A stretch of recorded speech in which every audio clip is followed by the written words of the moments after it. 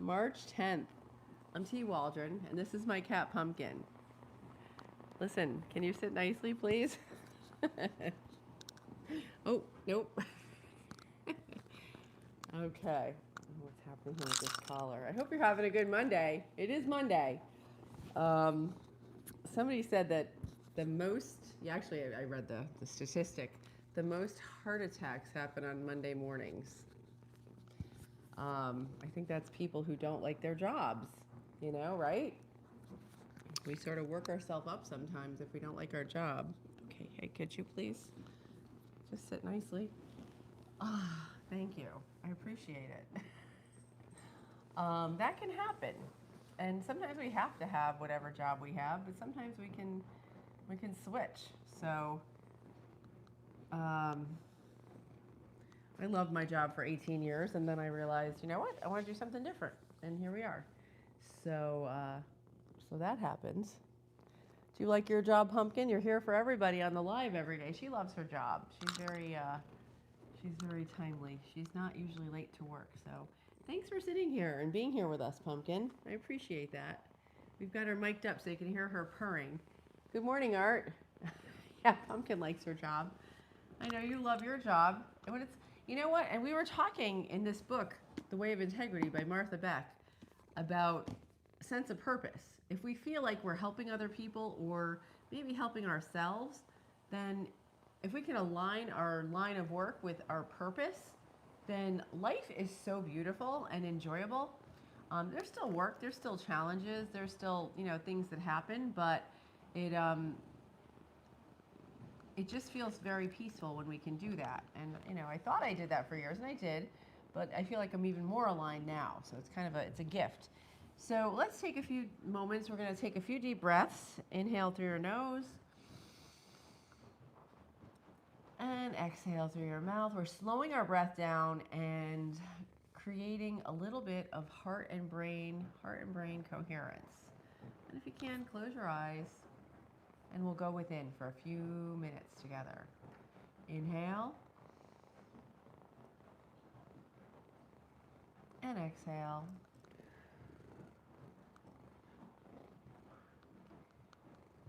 And inhale.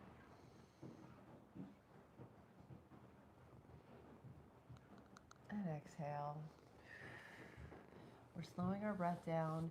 And if you want to, you can put your hand on your heart.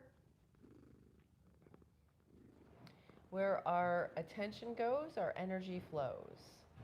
So inhale and hold it, and then exhale. Yeah, so you can continue breathing slowly and deeply. Okay, so we started this chapter, and it's called Lost in the Woods, which, hey, good morning. By the way, thank you to our moderator, Imran Hossain, for keeping our chat positive and full of mom energy. So yeah, this chapter is called Lost in the Woods. And I found out through context clues, she's a life coach, Martha Beck. And she often gets clients that just appear on her doorstep and they say, I don't know how I ended up at this point in my life. And for various reasons, And I think that can happen to all of us if we're not careful. So this next part is dark wood of error, symptom number 2, emotional misery. So as if being lost weren't bad enough, carnivorous beasts attack Dante in the dark wood of error. The first is a ravenous leopard whose appetite can never be satisfied. Next comes a lion so terrifying that Dante says, it seemed the air was afraid of him. It seemed the air was afraid of him. Then he sees a wolf, the sight of which makes him so sad, he weeps in all of his thought and is despondent. Wow. Neediness, panic, and depression. Welcome to a few of the emotional states that may jump at you as you wander through the dark wood of error. When I stray from my integrity, the mood monsters rear up almost immediately, one step away from my truth. And I feel like that sometimes. Sometimes we get towards what we want, and then just right before we're tested. And so things can come up. We'll have a sudden illness or you have a big job interview and you get a pimple on your face or something happens and it's like, okay, am I going to let this stop me? Am I going to let this defeat me, or am I going to keep going on my purpose? And I think sometimes the universe has a sense of humor. So the closer you get, sometimes the bigger the challenge is to see how we're going to handle them. Okay, so she says, when I stray from my integrity, my mood monsters rear up almost immediately. One step away from my truth, I feel grasping, nervous, and morose. If I don't correct course, those feelings quickly escalate into clinginess, terror, and despair. Thank heavens, without such ferocious attacks, I might still be following self-contradictory ideals that made me such a royal mess at the age of 18. Whenever you lose your integrity, you'll feel your own impulse brew of bad moods depending on your personality. You may tend, as I do, towards anxiety and depression, or you may feel free-floating hostility, itching to punch everybody in your office. Family and zip code.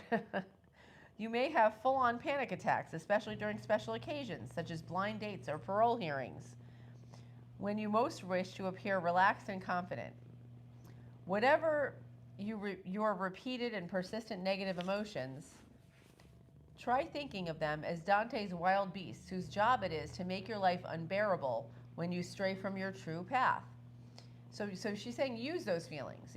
Look at them as a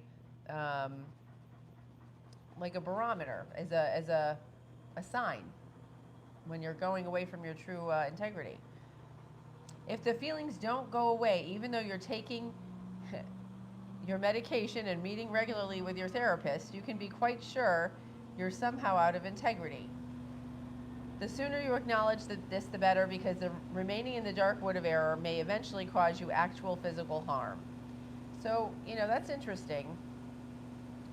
So she's saying, like sometimes we ignore how our bodies feel, how we feel about something. Sometimes you meet somebody and you may have an immediate visceral reaction, like they haven't said a word, you just feel their energy. And sometimes they have good energy, sometimes bad energy. I'm trying to listen to my somatic signs and symbols more and more. Hey, Not Like Us, welcome. Oh yeah, this is Pumpkin. She's 17. And she's here for you guys every day, right? Thanks for being here, Pumpkin. Yeah, we feel self-conscious because we think others are better than us. They are not. Yeah, that's a real common one, right? When I realized that everybody's worried about themselves more than they're worried about me. We think we're the main character in our own story, which we are for ourselves, but everybody's their own main character. Nobody really cares about us as much as we do. Hey, Cassine, welcome. Yeah. Don't think. Yeah, you've got this. Need a vacation. It sounds like you're sending a telegram, like you're like, da-da-da-da. Don't stress out. Listen, yeah, I'm working on a video right now. I shot it. It's at my editor's now. And it's about how the news manipulates us to feel fear, to get our emotions going, our amygdala. And it's up to us to decide whether we want to consume, whether we want to consume the news or if we want to, not pay attention to it. Because each channel is its own little commodity. And, if we are on one side or the other, we can turn to whatever channel aligns with what we already believe. So we're not so much getting information as hearing a story that makes us feel good about what we already believe, or stressed out about what we already believe, or whatever. It's just very manipulative. So that's a great point. Thank you, Hossain. I appreciate you typing in. But yeah, that's why I'm teaching throughout this entire channel. I'm trying to be my best self, and I'm trying to share with you tips as I learn them, how you can, if you want to try to explore that for yourself. And this way we won't be as controlled by the external world. We'll be, self-regulated and at peace. So I hope that helps. So that was Martha Beck, The Way of Integrity. And I'm probably not going to read too much more of this because it sounds like she's getting really in the weeds with this detailed stuff. But it's pretty good information. So I'm going to continue. This is part of my cleaning out my book process. I'm going to keep this one and I'll try to, sorry, honey. You okay? And I'll try to read more personally on it. And if I get anything exciting, I'll share that with you. Hey, Jabinman, welcome back. Good to see you. Pumpkin, your friend is here. Do you want to say hi? Can you do it? Nope, she's a cat. She'll do what she likes. So, and it was pretty funny. I was talking to a friend of mine, and she goes, "Oh, I have this sty on my eye, right?" And I said, "Oh, geez, that's terrible." She goes, "Yeah, I've got this important I'm starting a new job and a new school, and it's this thing. It's really annoying me, and I really don't like it." I said, "You know what? It's probably stress induced, right? And you're just being tested. Just go for it." And she, so she's working through it. But I was telling somebody else about it, and they said, "Oh yeah, my husband gets styes sometime."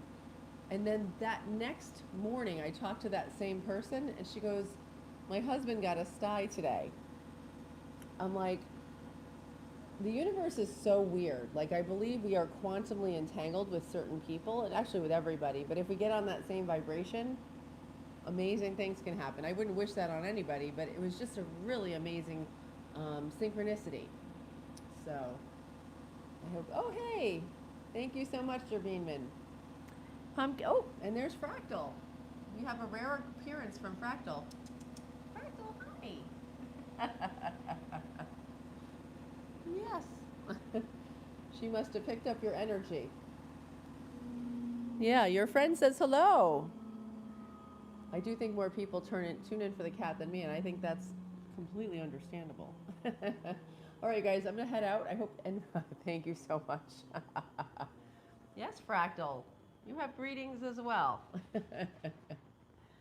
But anyway, I hope you all have a great day or evening, and I'll see you tomorrow morning, 8 a.m. Eastern Standard Time. From myself to yourself, thank you for joining me on this journey. Pumpkin, do you want to say goodbye? Can you do it? No? Okay. Well, she's purring. Take care, everybody. See you tomorrow. And thanks again, Imran. You're doing a great job.